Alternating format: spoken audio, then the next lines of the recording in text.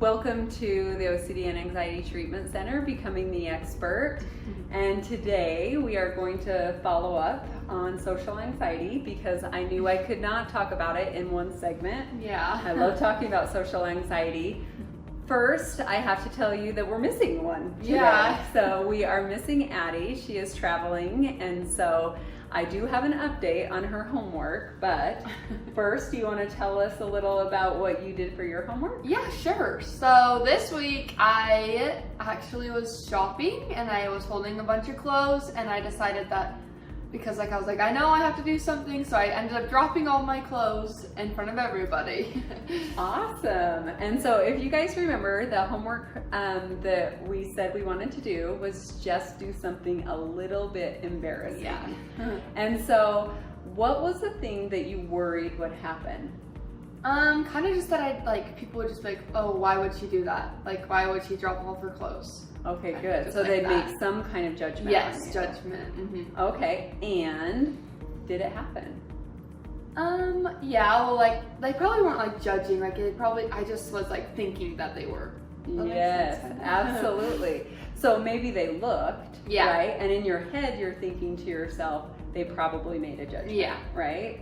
So I think it's really important because what we're speaking to is that Tegan faced her fears. Yeah. She had a fear that she might do something in public that would draw attention to her, and then that someone would make a judgment about Yeah. it. And you did all of that, which is so fantastic. And in that situation, was it as bad as you thought it was going to be? No, I wouldn't say it was as bad. Great. So even though some of what you thought was going to happen happened, Mhm. it wasn't maybe as bad as you thought it was going to be. Yeah, exactly. I think it's really important in exposure work that you always have that conversation. What did I learn from this experience? Mm-hmm. What did my brain tell me was going to happen? And then what actually happened in the experience? What did I learn? Mm-hmm. So I told you that Addie's not with us today.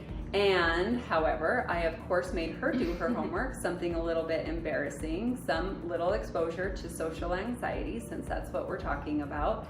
And she had a great experience. She jumped on the airplane to go to North Carolina. That's where she's traveling. And she was pretty anxious anyways. It was the first time she was traveling on the airplane by herself. And so she had to do lots of things that caused her anxiety, whether it was talking to people of where to go, what gate to get to, all of that good stuff. But then as she's getting on her plane and she's like, oh my gosh, I finally just get to relax. I got to my seat. Everything is great. Someone dumped an entire McDonald's Coke on her. And so as you can imagine, in the airplane, everyone looks at her. Everyone starts handing her napkins, handing her stuff to try to clean up, tissues from their purse, anything that they could find to just clean up, and all eyes were on her. And of course, what does she do? She just gets red. She gets red. Yeah. She gets embarrassed. She starts to feel herself heat up and Yeah. having some of those physical responses, and she thinks to herself, what a perfect opportunity to lean into this experience and make an exposure. So she stands up and she just draws a little bit more attention to herself than she would have. Typically she'd kind of try to, sit in her seat and hide. Yeah. Yes. And instead she, made her voice a little bit louder, like, oh my goodness. And she just totally leaned into the experience, and she said, I did the same thing with her. What did you learn from the experience? And she said that same thing as you. It wasn't as bad as she thought.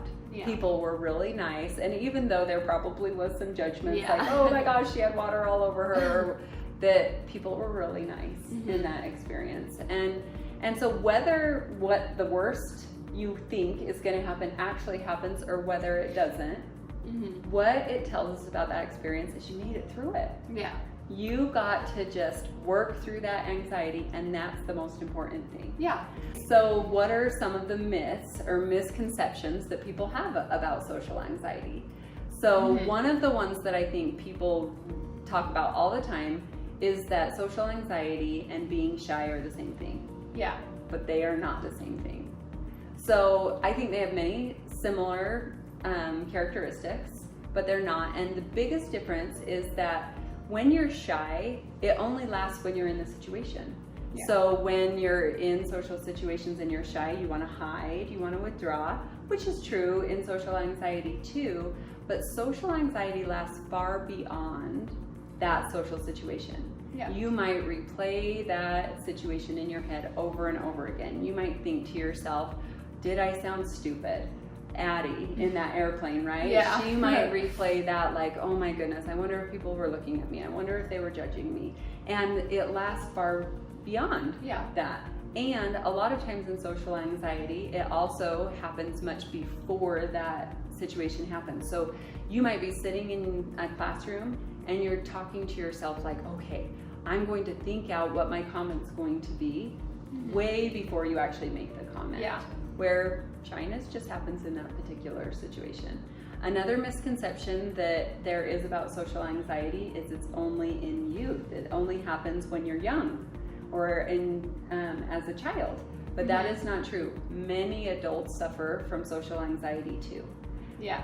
So that's another one. And then I think the last one I want to talk about or highlight is that it's not that common. Social anxiety is actually one of the most common anxiety disorders. So we've talked about generalized anxiety disorder, we've talked about panic disorder, and now we're talking about social anxiety disorder. Of all of those diagnoses, social anxiety disorder has the highest prevalency rate, can be for a lifetime prevalency rate up to 12%, which is really, really high. Yeah. So there are some misconceptions of social anxiety. So thank you so much for sharing your embarrassing moment for the week. And I appreciate you guys tuning in this week, and we'll be able to talk a little bit more about anxiety or OC spectrum disorders in the future. Thanks. Bye.